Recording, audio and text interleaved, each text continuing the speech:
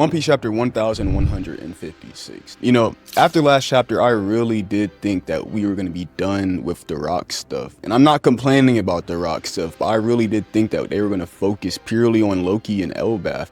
But after reading this chapter, it seems like we will be getting God Valley in its totality by the end of this flashback. That's what it seems like. They're introducing way too many characters right now for that not to be the case. Starting off this chapter, we get reintroduced to the Kuja Pirates. And this is something that I've been wanting for a very long time, is actually getting to see the lore and what happened between the Kuja Pirates. Because all we know about the Kuja Pirates is what we know from Boa in the time that Luffy has spent on that island, which wasn't that long. They say that it was Rox's era, of course, but it seems like how they were built up in this chapter, the Kuja Pirates were up there. They were ruling whatever part of the sea they were in, they were ruling it. We get reintroduced to Gloriosa, and it seems like these themes of beauty and how powerful beauty is did not just start with Boa Hancock. It seems like this is just something that not only the Kuja Pirates value, but the world as a whole really does value their beauty, and they use that to become almost the most powerful pirate group. We get the Kuja Pirates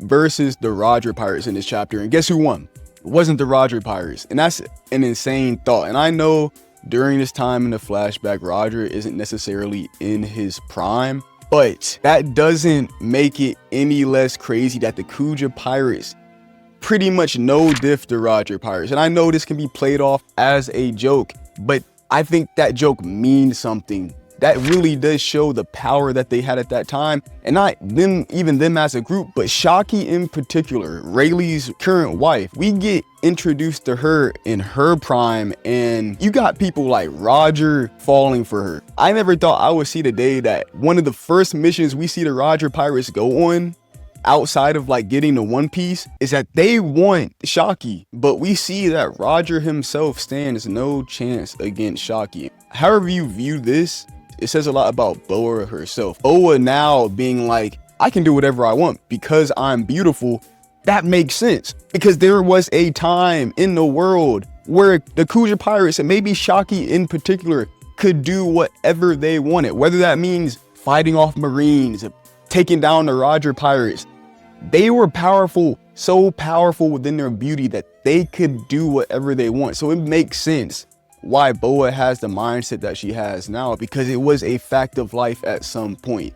And just having that insight does a lot for Boa's character, in my opinion. We don't see her in this chapter because she's probably not born, but history is history. You can learn a lot from it. We see Shaki take down Roger and Gabon, and we see Rayleigh acting, you know, nonchalant, or whatever you want to call it, and he pulls her. Of course, we know how it ends. They end up getting together. While the Roger Pirates are being no diff by the Kuja Pirates, we end up seeing Garp himself pull up. And as we know, it is on site between Roger and Garp. But in this panel that I'm looking at right now, I have never seen Garp look just like Luffy the way Garp looks just like Luffy in this panel. And don't even get me started on Roger. I thought that was legitimately Ace as an adult. I got whiplash from looking at that panel. It's crazy seeing them look like their descendants. And to me, it paints a picture of how their relationship is, because we know Ace and Luffy, they aren't real brothers, but they have that genuine brotherly love for each other. And I'm not saying Roger and Garp have that same quote unquote brotherly love,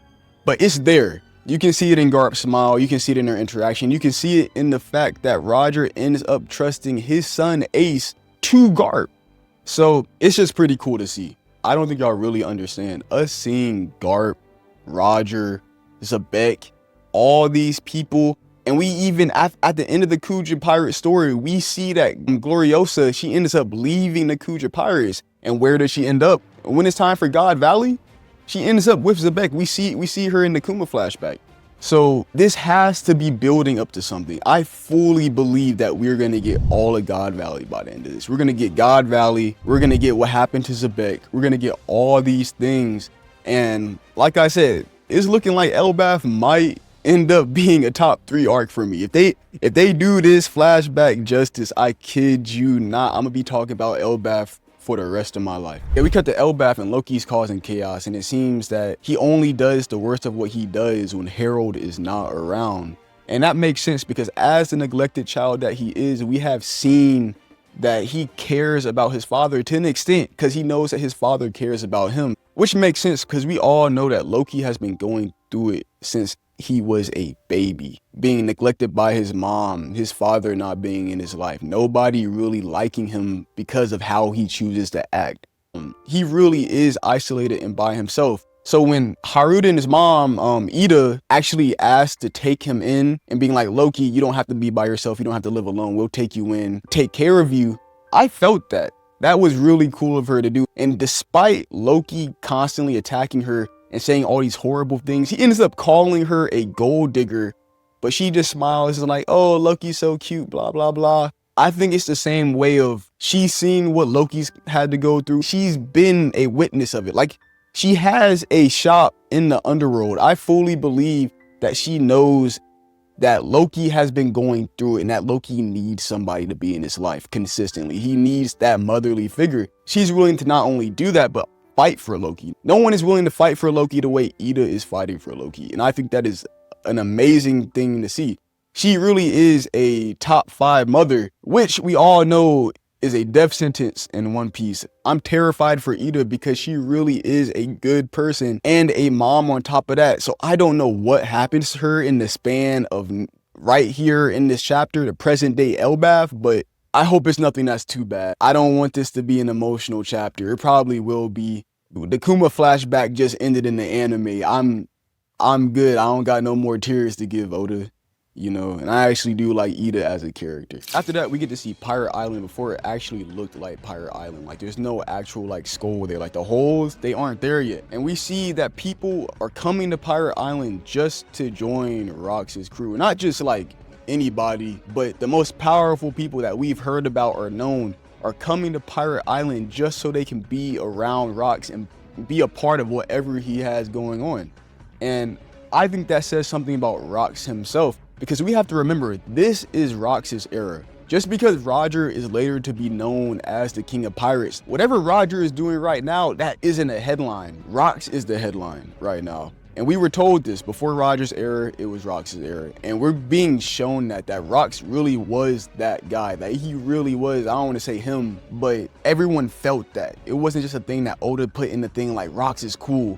Rox does this and that, but we're seeing the influence that Rox has not only on the people around him, but on the whole world of One Piece. I'm gonna be honest, I could glaze Rox to like the end of the day and keep on going, but I'll save that for like a minute later into the video. But right now we see Kyo the Wicked, the future Silver Axe, pull up to Pirate Island, and he's the rival to Shiki the Golden Lion. I'm not gonna lie to y'all, I don't really care for Shiki, and that might be because his movie was cool with Luffy, but that might be because he did get beat by Luffy pre-time skip, and his character was okay in the movie to me.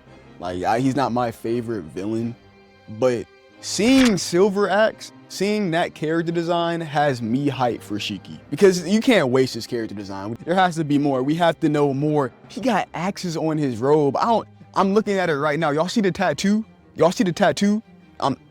Man, don't get me started, but I'm interested to see why they're known as rivals in the first place. Because Silver Axe himself, he didn't say, oh, me and him are rivals. It was a random pirate. So it's a known thing, like, across the One Piece world that these people, or like these two, are like constantly butting heads. Speaking of character design, since I haven't been here for a while, I have to say Rox's character design is probably my favorite in the whole entire manga.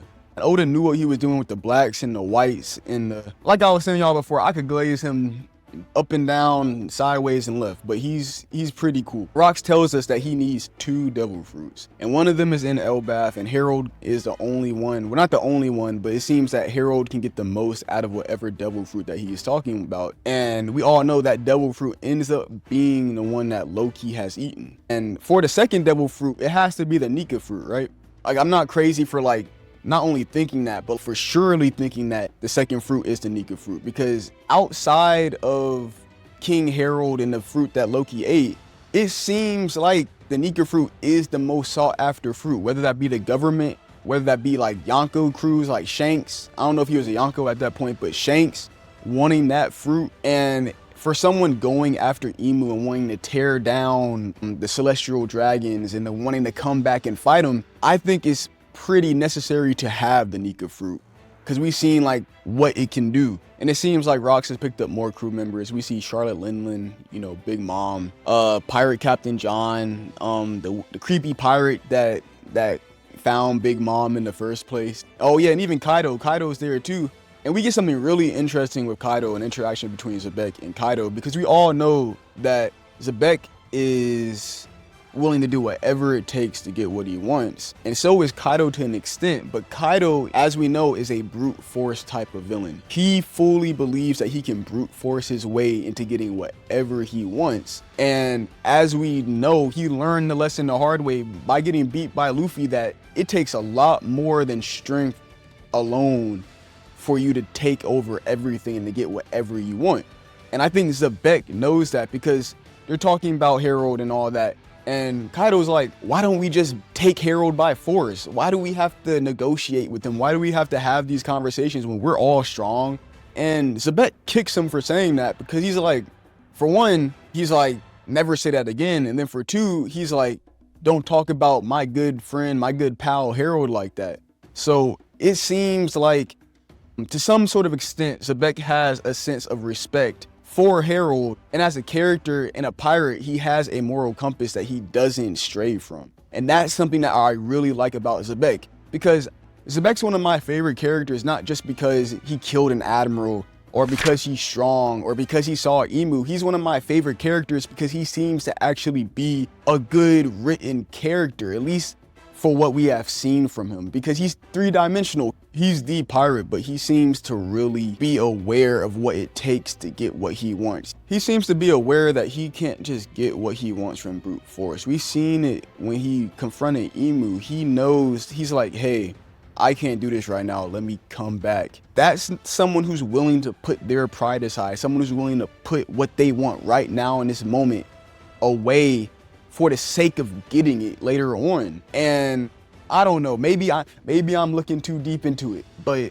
like I'm saying, it is really cool how Oda has written the King of Pirates before Roger, because I see it, I feel it. Whenever Xebec talks, I'm like, I'm listening. I fully believe when Xebec says, guys, we're gonna take over the world, come with me if you want. Hey, sign me up. Oh yeah, and with the last panel is exactly what I'm talking about when it comes to Xebec. I can fully see why all these people around him are like, we're going to follow you to the end of the earth, even though we have our own thing going on. Because, you know, we heard about the Rocks Pirate way back when Garp was talking about it.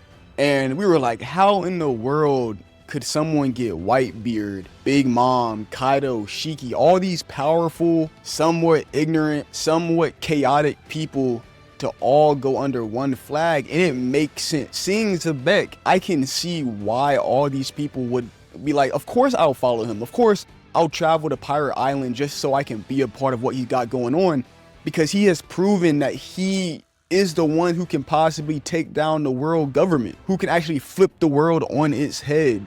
Literally, I kid y'all not, y'all, if we get God Valley, I don't know what I'll do. I'll probably cry. Like, stuff like seeing Xebec, stuff like seeing, even like meeting Vegapunk, stuff like getting to see Elbaf. We truly are in the end, the climax of One Piece, and I'm feeling it. I never thought that I'll be feeling it the way I'm feeling it right now, but I'm feeling it. I'm glad to be back. I did take a short little break. I found an editor. He's really cool. Before I was editing all my videos, yeah, it was a lot, and I know y'all can tell it's kind of amateurish, but we're back. I'm gonna have a video out every week for y'all.